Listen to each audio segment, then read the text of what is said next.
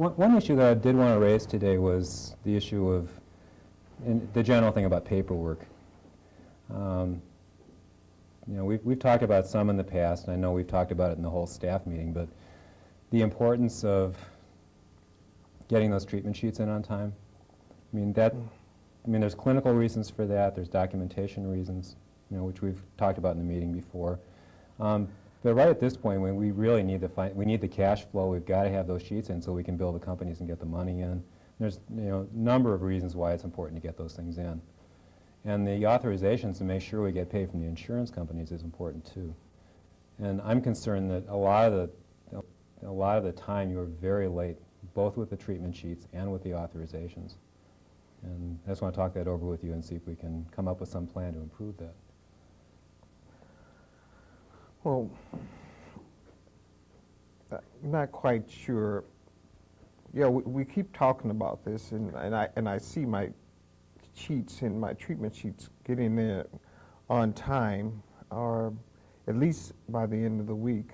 So I'm not quite sure what the concern is so much about it when it's getting in there, and I believe it's getting in there in time to get out to the insurance companies and be reimbursed for. I don't think so. I think, you know, from talking to the business office, I mean, they're saying that they're routinely coming in maybe a week, 10 days late. Okay, well, that's the issue. And putting some more effort into getting them on time and making sure that I can turn them over in 24 hours, I will put more effort into that. Is there anything I can do to help make that easier, to sort of make the system work better for you? Because we've kind of been around this block before, and I really want to sort of get this thing in line.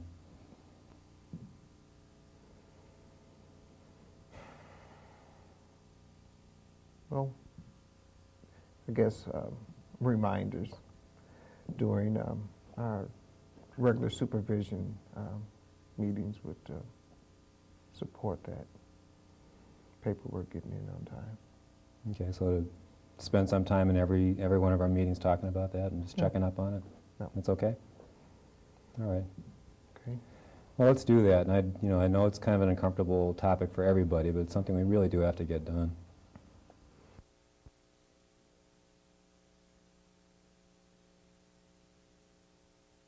Hi, Dewberry. I just wanted to check with you. The first thing I want to talk about today is check in with you about what we talked about last week, and see if you had a chance to think about it and make any plans for kind of improving how things are going with your paperwork. Well, Steve, no, I haven't spent much time on that. I've been quite a bit of pressure with the caseload increase and that note that you put on the desk about the paperwork. Mm-hmm. I still don't get that. I don't get. It just seems oppressive. I'm have enough to deal with the caseload. I have enough to deal with in not having the therapy rooms and enough to deal with being crammed in the office space that we have and getting all the paperwork done that you want to get done on Friday, and it's just seems to be just a little bit too much right now. I mean, it just seems that I'm still pressured and singled out here. I'm the caseload, and I'm only seeing and only being referred African American clients, and I wanted to talk to you about that and the load of it all. It's just increasingly a lot more stressful in the office, and to get the paperwork with all that's coming my way, it's a struggle. And to continue to be pressured about it. Well, I guess I'm willing to talk to you about some of those other issues, but the bottom line is we have to get paid for our work. We can't close the door of the clinic. And we've got to get that paperwork in. We've got to get the bills out. We've got to get receipts back in. And that's an expectation Well, for everybody. I'm working on that. I am working on that. But you're But not I yet- still, I'm still getting out these referrals back to back, and the time it takes for the intake, the time it takes to get the chart generated. I mean, and still to get the paperwork in on time from A to B for you. It's doesn't seem like Okay, do you- it's realistic. Okay, do you right now. understand the issue, though? I mean, if we don't get an authorization from these insurance I companies, understand we that. don't get paid.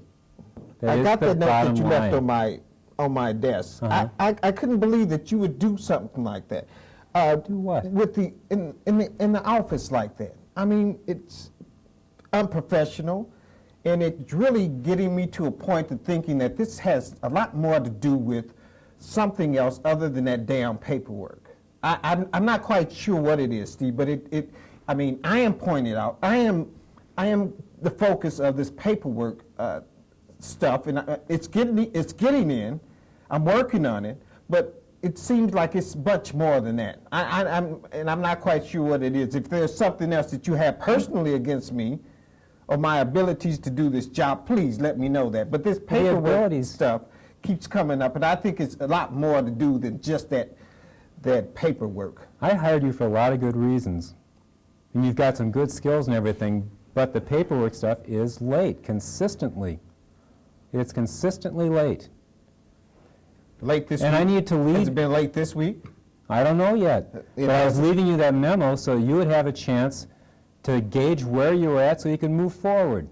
Now, as a supervisor, as I would come into your office and lay a note on your desk, I mean, that's pretty unprofessional. I mean, we have voicemail. That doesn't bother me particularly. Wait, what's the issue with the note on your desk? It's still the singling me out. I mean, you know, it's not just the note. It's some of the snide remarks in the meetings. Snide remarks? Snide What are you remarks talking about paperwork, and I'm always in that conversation. Do I say Dewberry paperwork? I mean, I don't think I'm going like that. That's not my perception. No, mean, you don't there's a have few to say Dewberry. You've said Dewberry enough in order for the staff to kind of, it's plain. It's I very don't simple. see it that way. I'm sorry, I can't see it that way. I'm not mentioning you by name. I'm not looking in your direction. I'm talking about the number of officers that aren't in, and that's an issue with several of the staff. And here I am being more direct. Yeah, but it's pretty So I don't know, coverted what's this out other there stuff you're in talking about? I don't In understand. the hallways and in the meetings. It is pretty covert, but it's there. What's and if there? I can sense it, and the other staff sense it, I mean, if it's a paperwork, maybe I can see, but I'm working hard in getting that in. But it just seems to me that you're out to get me for something else, and it's something else that's out here between us, other than that paperwork. I'm getting confused. I mean, I'm talking about paperwork here. I think I've given you feedback about the rest of your job is very good. You do good work. I don't like this paperwork stuff any better than you do. It's got to get done.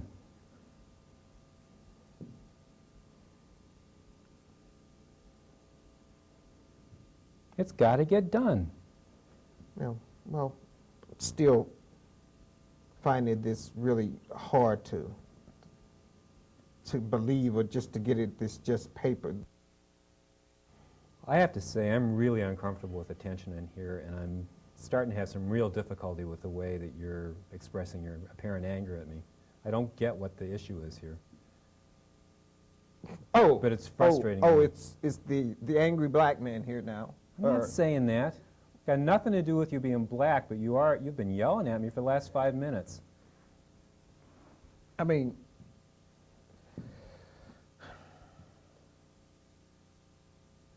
I've always communicated in this manner since I've been here. I mean, I don't see what's different. Just maybe a little bit of anger, little bit of It being feels like a lot upset angry and to a little me. frustrated with being treated the way I'm being treated. And Well, I feel like I'm being attacked just for trying to do a not very good part, not very favorite part of my job. I don't like hassling people about paperwork. But it's just an expectation we have, and I feel like I'm getting attacked for bringing it up. get that. I know what my job is, and I'm working at being very effective in my job and getting the work done. I mean, yet you're talking about me in the way I'm being, my anger and what you're not comfortable with. You know, It's just getting awfully hot in here, and I'm not sure what it's about. We're talking about paperwork requirements. well, I'm not quite sure, but I think it's about you and you being uncomfortable with my communication with you. I Yeah. mean, You're right there. seriously, this environment is getting more oppressive. I'm really feeling victimized here. It's becoming intolerable some days. Coming in here. Victimized? That's pretty Victimized. strong language.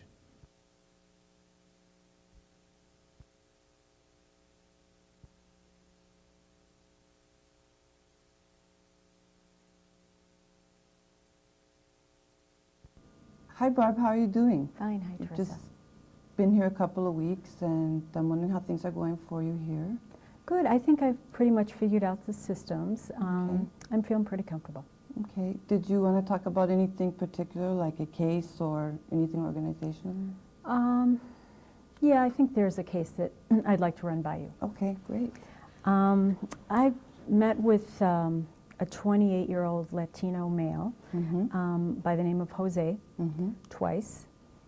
And Okay. I really don't have a sense of where I'm going yet because I'm not really sure what's going on for him. Okay. He came because he realizes that he can't hold a job. In the last year, he's had 3 jobs, and he's been fired because of absenteeism, and Mhm. he tends to get into fights with coworkers. Okay. He's tardy a lot, so he just isn't doing it. So Okay. he's getting fired, and so I'm wondering about, you know, maybe some underlying depression, and he should maybe be evaluated for that. So I'm thinking maybe an MMPI would be a good step. Okay, I'm kind of wondering why you're thinking you want to do an MMPI. Can you tell me a little bit more about what you've done so far as your initial evaluation and what Well- you know about him in particular? Right. Where's he from? Can you tell me a little bit more about him? Is Well, he from the U.S. or has he been He's in the not Twin from the Cities? U.S. To be honest, I didn't ask where he's from, but I could tell, you know, that he's not from the U.S. Okay. Not sure where he's from, and I would say, though, that he's probably been here a while because I can understand him pretty well. So you're doing the sessions in English? Yes. Okay. And so that part seems to be okay. Okay. He lives with his mother. You know, I'm sensing that he's fairly dependent on his mother. And his sister, there aren't any males in the home. Mm-hmm. I don't know where the dad is. Hasn't been in the home for a long time. But I just remember from my last job, a male that sort of reminds me of Jose in that there's a sort of underlying hostility, and I just want to know what's going on. I just don't feel like I have a good grasp. And so I'm thinking that it would be another tool and a pretty important tool for me to get some data. Yeah, well, it sounds to me like there's a lot of stuff we don't know about Jose yet, and you've gotten somewhat of a sketchy picture of his background, so I'm a little bit concerned that you would want to jump to an MMPI right now, particularly in lieu of the fact of the validity and its usage with Latinos. And you told me that Jose is probably not from the United States yet. You don't know where he's from, so I'm a little bit concerned about where you've gone with him, and would like you to go back and get some more information about him. If you're concerned about him being depressed, maybe you can tell me some symptoms. Well, I'm thinking, you know, the fact that he's been tardy at work and Mhm. absent, that he's just not getting it together. And I guess I'm Mhm. feeling like if I continue to wait with an assessment of depression, that this could be very valuable time that I'm wasting. In my last job, there was a fellow with masked depression, and he committed suicide. And I'm really Mhm. concerned that I don't really want to waste any more time. Mhm. And I am personally not getting a handle on what's going on. Yeah. Did you ask Jose if he was suicidal? I mean, did you have that feeling that he might be? Not directly at this point. Okay. He doesn't talk to me very well. He doesn't make very good eye contact. He, you know, he initiated coming, but he tends to answer with, you know, one word. I really don't feel like I'm. Do you feel comfortable in the sessions with him? That maybe you're getting the information that, do you feel that there's any cultural You mean, are you distinctions wondering whether between because he's you a and Latino? Yes. I don't think it's an Exactly. issue. I've certainly worked with other minorities. Do you have much experience working with Latinos and kind of understanding maybe an expression? Of course, I don't know where Jose is from. I think it would be really important to get that information, to know Right. specifically where he's from. And I agree. I think that would be really important, but I'm wondering about why why the MMPI wouldn't be a good next step. Well, you know, I think that in the case of using MMPIs with Latinos, and particularly people from other countries, it's important to understand that it has pretty poor validity. And it could be a useful tool later down the line if we, through the interview process or through the diagnostic process, still don't get a good grasp of what the situation is. But otherwise, I think that it's not valid right now. Okay. And I would really want you to work a little bit more with the client, and if you like, with me in supervision, and I would be really happy to direct you to the right questions, or to maybe even assist you in getting some information on cultural issues that might be there at play. Like you mentioned, he's not looking at you. Again, I don't know how long Jose has been here or where he's from, but that could also be a cultural component. No, I think I'm aware of the cultural piece. You know, I've taken a lot of courses on multiculturalism, and I'm sure that there's a piece of that is going on here, but I feel like I need to move ahead, and I'm just feeling stymied.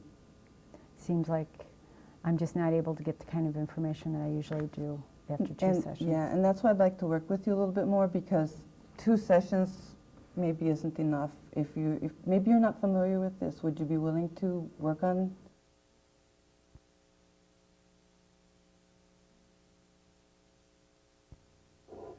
Hi Barb, how are you doing? Good. How are you? Good. Been here a couple weeks now, and I'm wondering how things are going for you. And Yeah, I think I feel on top of the systems. I've figured out all the paperwork and all that sort of thing, so I'm feeling pretty comfortable. good. Typically, like in these meetings, we talk about either organizational things or cases, so it's pretty much up to you. I do have a client that I'd like to talk to you about. Actually, I know what I want to do, Okay. but I'm just not sure in this agency how to go about doing it. All right. I'm working with a 28-year-old male, single male, Jack, and he is having trouble keeping a job. Actually, he's worked at 3 different jobs this past year, and he's got an absenteeism problem and tardiness, and he's real combative with coworkers. Anyway, he can't keep a job. I've seen him twice, and I would like to have him tested. I'd like an MMPI, because I'm concerned about some masked depression. Okay. So how do I do that here? Well, before we talk about how you go about doing that, why don't you tell me a little bit about what makes you think he's suffering from masked depression? No, not manic, Masked depression. You know, I asked him the standard questions. He seems lethargic. I think that the tardiness and the absenteeism is because he's not sleeping well, and you know, the standard things. I'm sure, he's depressed, but I'm not sure at what level. So I really think that he should be tested. Has he talked to you at all about having depression in the past? Has he exhibited any other, does he have a history of this? Of course, I've asked all those questions. Do you mind telling me a little bit about it? Well, he mentioned that his mother has difficulty getting up in the morning. I assume that he's not calling it that, but I think that there's some family history here of depression. Mm-hmm. And he just seems like he has an inability to really hang in there and get anything done, and he procrastinates, and, you know, from what I can see, classic.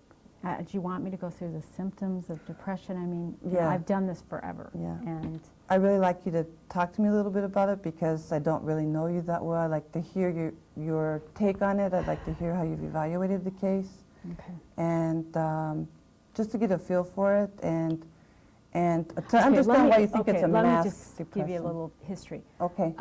In my last job, Mhm. I worked almost exclusively with men, male alcoholics and men who had depression and Mhm. often dual diagnosis. My last supervisor is kind of an expert in male depression. Mm-hmm. So I feel real confident in my diagnostic abilities. But I think it's always important to substantiate that with an NMPI. And I appreciate that. I think that's great that you have that background. You've worked with wonderful people. But I would like, in my work with you, to be able to share some kind of background with the person so I could see how you think, how you're diagnosing.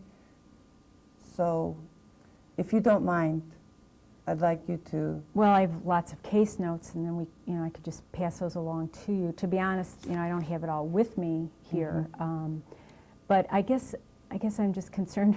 I mean, in my other agency, it's just like a matter of form. I mean, I just go ahead and do that, and I think you're wondering if I can diagnose depression. Well, actually, I'm trying to understand you and how you are diagnosing someone or understand how you work with people, but I'm getting the feeling that perhaps it's difficult for you to work with me because I'm a woman or a Latina. Oh.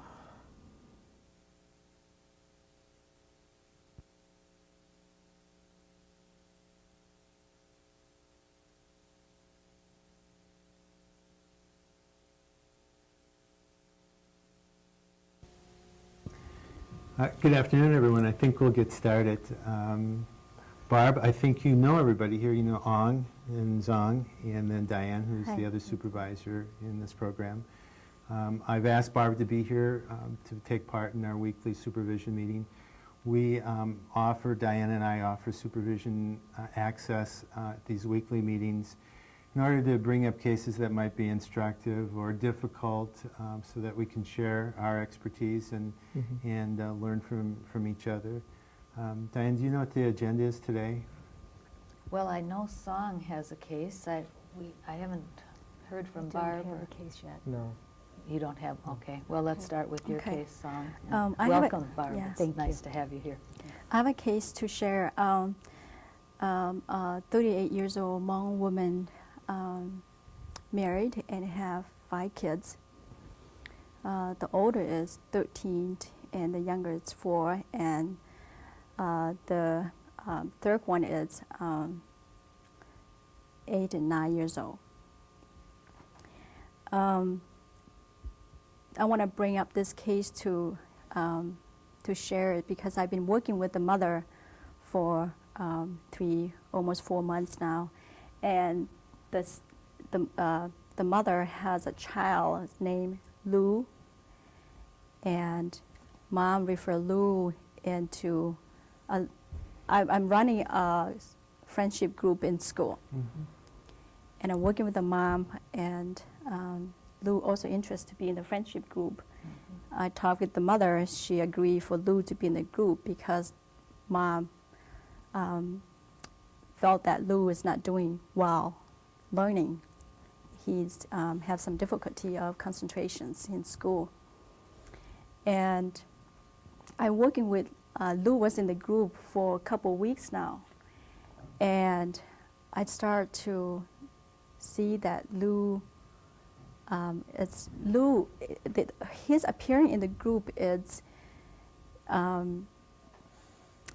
somehow I just have a feeling that he has something that he doesn't, want to share much. But he did mention to me one time that I took him home, and he mentioned that his mom hitting him. And I did share with mom and talk with the mother about the hitting.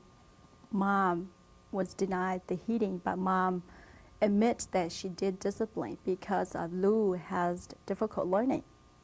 He has concentrations. That's the concentration is the mom brought up often, that the concentration is the part that mom disciplined him. Does she notice that at home too? That he can't remember what he's supposed to do, or? He doesn't do his homework, and he doesn't have homework. He's not organized. He doesn't do his work. He running around in the house compared to the oldest and the little one. But mom say that he been doing well since pre to first and second grade. He was okay then, Yes, but now he doesn't pay attention. Is that he what it doesn't is? pay attention. How concerned are you about this hitting? I don't see bruises, or I didn't check. I mean, I don't know. I didn't even ask him where mom hit you. I didn't even see the bruises, or not very specific to asking him where. But I somehow do concern the hitting, that Lou told me that it's not just one time. Have you talked to the mom about it? Yes, I did. But mom admits that discipline. It's a discipline. It's not hitting. He doesn't, the mom didn't, mom look at if hitting, that means mom doesn't love him, doesn't like him. But discipline, mom is want to push him into the learning so he can pay more attention.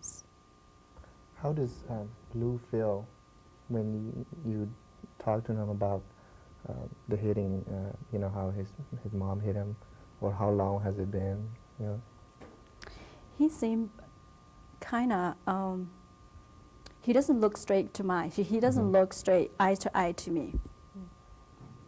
When he told me that his mom hitting him, he would just turn away, look at around. What did doesn't that look mean straight to you? into my eye. What did that mean to you, that he? I'm not quite sure, because the family, it's been here for a while. I'm not sure that it's part of the culture that doesn't afraid looking straight into my eye, or it's just that he afraid, scared of looking into adult. In the group, he does not participate well, cooperate with the group. Somehow he like to do. He would do things with, if you take his hand and push him or encourage him, do things with other kids in the group. He tend to withdraw when he share information or share the art and craft in the group. He doesn't look straight into other kids' eye, and he doesn't look into my eye contact. He doesn't do that compared to other kids in the group. They does. He look around, and even though when I take him home, and when he talk to me, he'll just look around. He doesn't have eye contact. I think that the reason he doesn't look you in the eye or the other kids in the eye is because he's been taught that way culturally. His parents taught him that's a respect way to look at other people, is by not looking them directly. And I think he learned that well. But he's only 9, and other kids the same age, and they don't have that culture. I mean, they do have the culture piece, but for looking, for eye contact, they That is see no true. I mean, problem that is with. true, but it depends on certain families. I mean, a really culturally sensitive family would kind of guide their children as they grow and just kind of tell them that this is the right way to do, this is not the right way to do, and maybe his parent taught him that eye contact is wrong in culture, and maybe he grew up like that, and he just, that's the way he learned from his parent. Are all the kids in the group Hmong? Yes, So you're saying that out of all those kids in the group, he stands out, is not Mhm. making eye contact. that's correct. So it's different, I think, is what you're saying. Sounds Yes. like you two have two different ways of looking at this.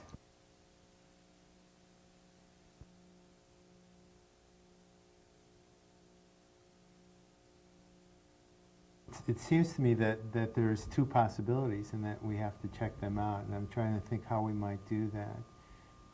One possibility is it's cultural, and the other possibility is that this boy has been shamed and hit so that he can't look at somebody and talk about this issue. You have any idea about how you might sort that out? Well, I think if by spend more time with Lou or spend more time with Lou's mom, and have more session with them.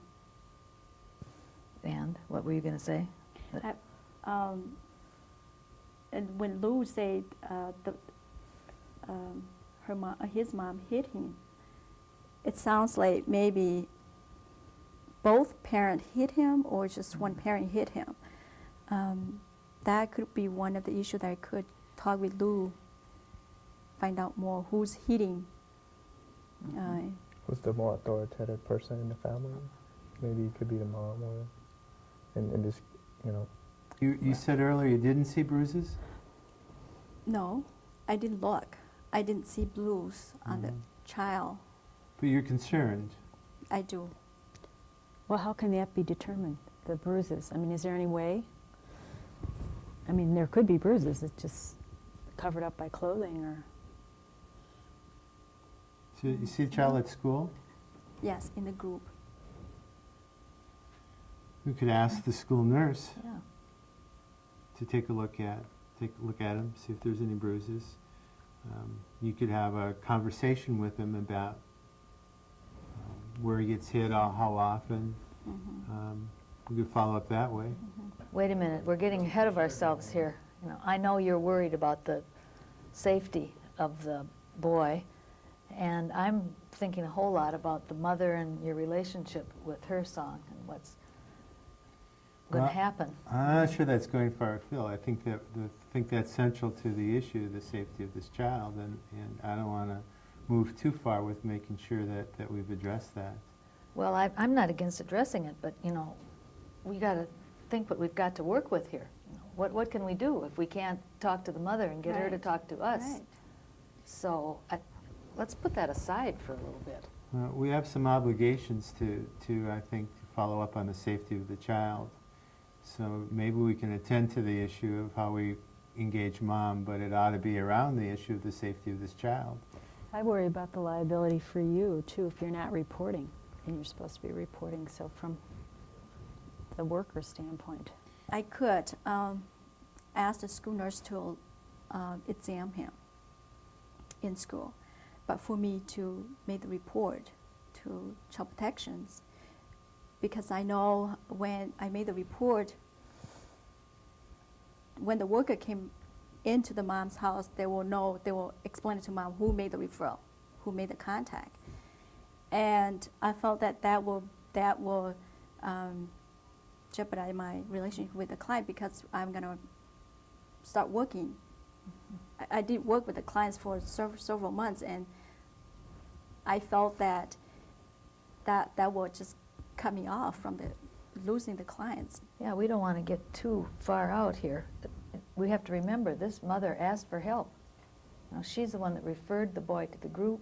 You know, she wants help with their child, and you had a pretty good thing going with her, right? Yes. So how do you feel now about what you can get going again after you brought up the hitting thing? I think you're going to have to talk about that more, but what do you think about? That's what I said earlier, that I did agree with her that she disciplined and I didn't, the way she said she's disciplined, I kind of buy it. I kind of agree with her that, yes, she's disciplined.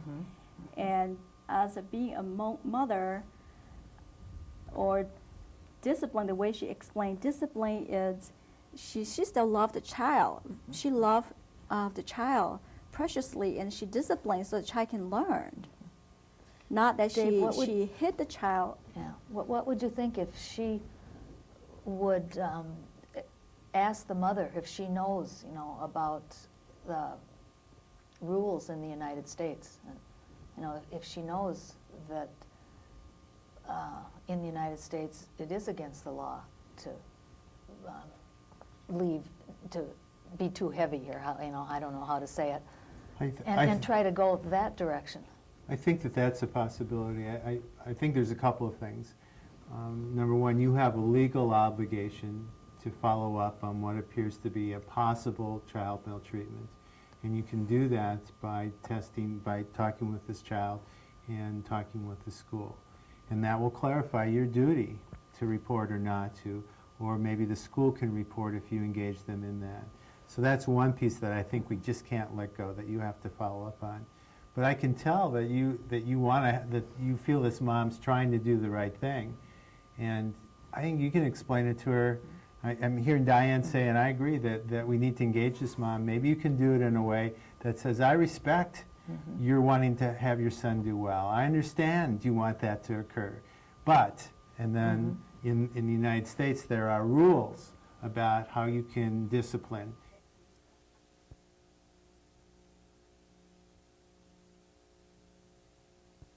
What do you think Jean can do about trying to work with his family? I think if someone were to go to a school or child protection, she would get into a lot of trouble. What do you mean? What kind of trouble? Well, for one thing, she would lose her face in the Hmong community because they're not experienced to this kind of issue. Lose her face?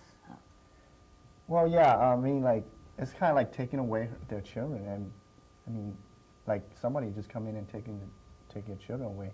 That makes you look really bad. I mean. So they would push her away? Is yeah, that what I mean, that means?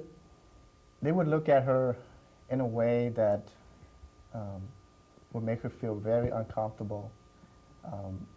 Like they meet her in any place, anywhere, they would not look at her, or they would just, in the Hmong saying, if up close, then you whisper about it.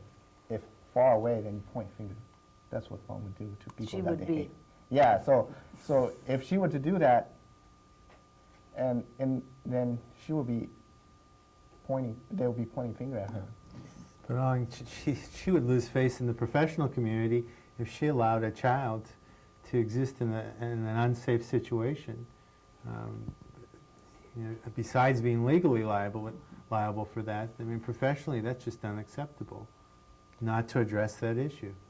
Yeah, I think that is true, but I mean, according to her, she doesn't have enough evidence to go that far at this point. And if we were to go that far, that would put her in jeopardy. So what should she do? I think she should share about the legal system of child protection laws in this country and educate them, and then go to the relatives if they have to for second opinion on how should they discipline their child instead of hitting them. You know that if you go to the point of going to relatives, then we also have to deal with the issue of privacy. We'd have to get the parents' permission. What value is it going to relatives? Well, relatives provide, in the Hmong community, whenever issues arise or a problem arise, you always go to the head of the clan or the elder that you really trust. And in the culture, confidentiality or privacy, it's not really a big concern in the community. And so what you're concerned about is the problem, how to deal with it and how to get rid of it. Let's say Song does go to elders, and what if they agree with what the parents are doing, that hitting is the way to discipline? I mean, then how is it going to help? That's what I'm confused about. How is it going to help?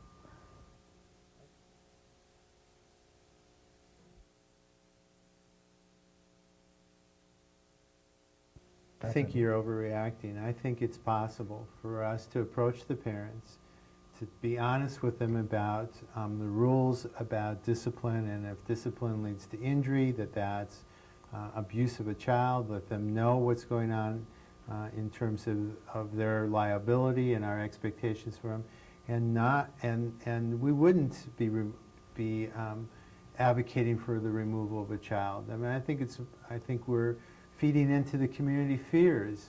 We're just addressing the safety issue of this child. Nobody's talked about removal. I think we're just feeding into that.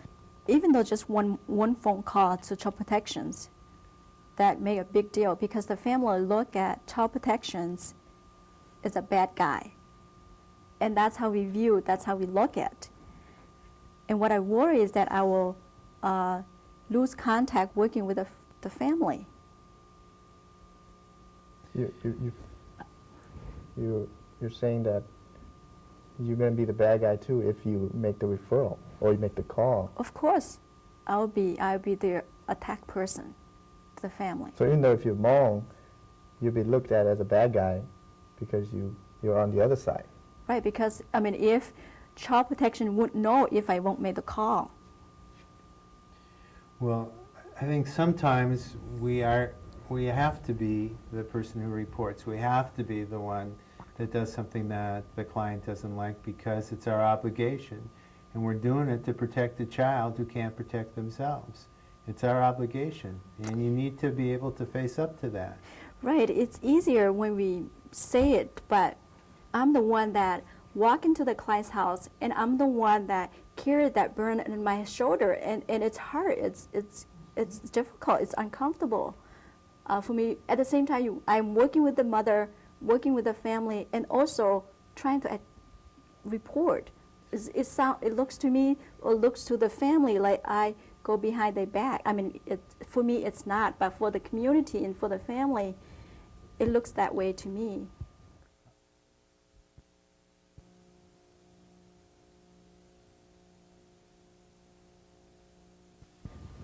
Song, what about the father?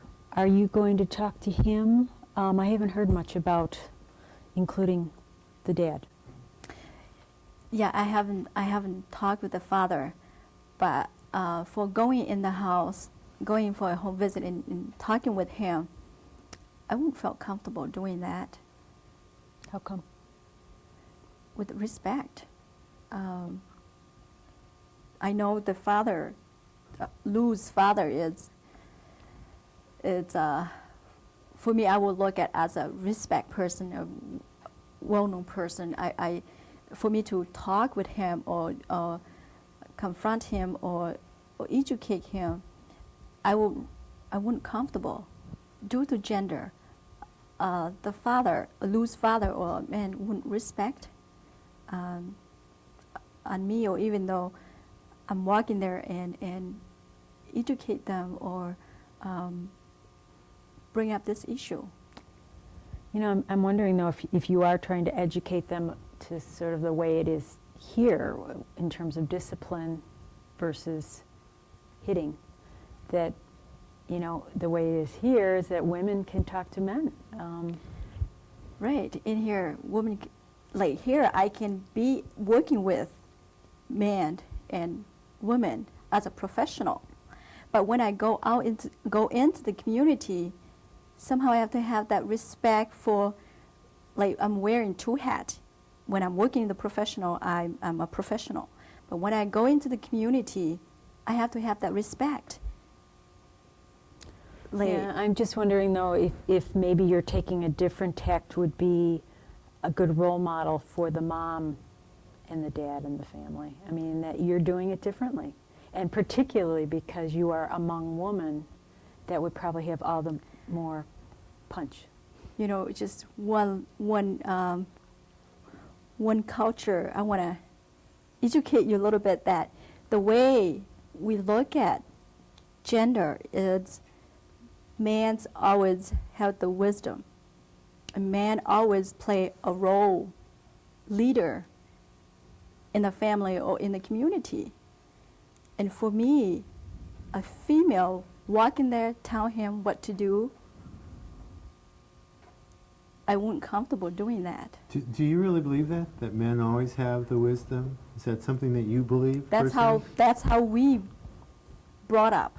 And even though I'm still using it. It's just like, for me, I'm coming to in a professional work, being a professional worker here. But when I'm going back home, I obey my husband. I can add a little bit And- to that. I think what Song is trying to say is that in the Hmong community, men are put in front of women in almost any occasions. For example, if we have a feast, women are not allowed to sit at the table eat with the men. Men are to eat first, and then women eat afterwards. They cannot eat together. That's kind of respectful. And that's how the generation has been passed on one after another, and that's how everybody was brought up. And if we were for example, if Song were to just go and approach and talk to the father, I mean, this could be a different, it could be looked at a different view from the wife. I mean, you know, and from his view, it would be, who is this woman that, you know, thinks she's greater than me or more, you know, powerful than me, or, you know, to tell me what to do in my life. You know, this is my life. And I think that's, I mean. I know what you're talking about with Hmong views on gender, and I know a lot of Hmong families that aren't as Hmong as they used to be, and our culture is influencing them too. But what we're talking about here is a certain family, a particular family, and we have to think about this Hmong man. So how Hmong is he? How long have they been in this country? And They've been in this country 8 years. that's not very long. No, it's The not. first generation. Yeah, it's not to me. And so do you agree with what Ong is saying, that we're going to have a man to come in order for this father to listen I agree, along with you? along with me. Yeah. You think a man, a Hmong man, or do you think from like Dave or maybe me? You know, sometimes women can have authority if they're mainstream. Yes. You know, I'm troubled a little bit about the direction that we're going in two ways. I don't know if we can afford to be having two social workers go out on every family. That I don't know if we can afford that kind of application of a limited resource. Yes, but can we afford to lose this family? This is a family that cares about their son. But we're going to be losing other families because we're not going to have staff to be able to pay attention to them. We can't put all our resources in one area. And there's a second issue for me too, and that is we have some values that we attend to that we think are very important, and especially the issue of equality and respect for gender.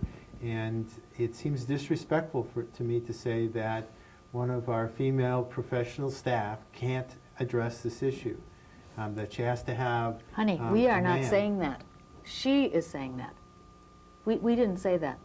This is Well, our Hmong but we have a staff person. responsibility, I think, to respond and to say where we're at as an agency and as a profession. And I'm just troubled by whether this is the way we should be going with it.